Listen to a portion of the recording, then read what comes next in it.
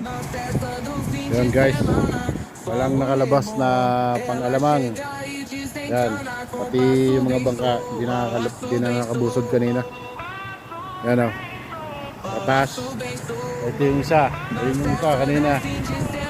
Tapos nandun pa sa kabila yung isa, yun. Yun o, yung triple K nandun sa kabila.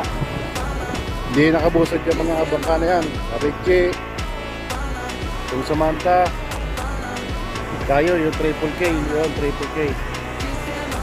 Yung tatlo lang yan ang nagsasalambaw din sa amin, nag-aalamang.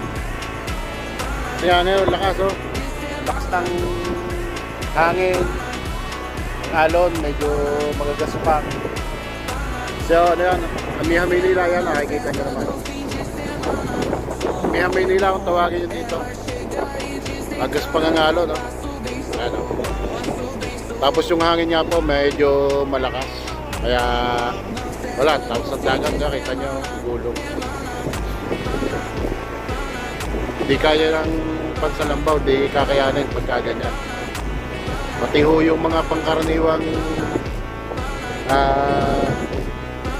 karaniwang mga lambat na ginagamit na nagdadagat, mahihirapan din po pagka ganyan nalalaki ang anak.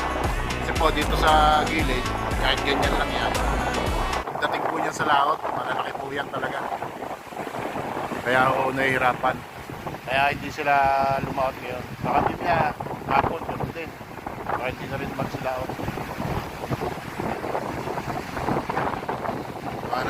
Parang hindi titigil to yan. Lakas ng hangin tapos agas pa ang alon.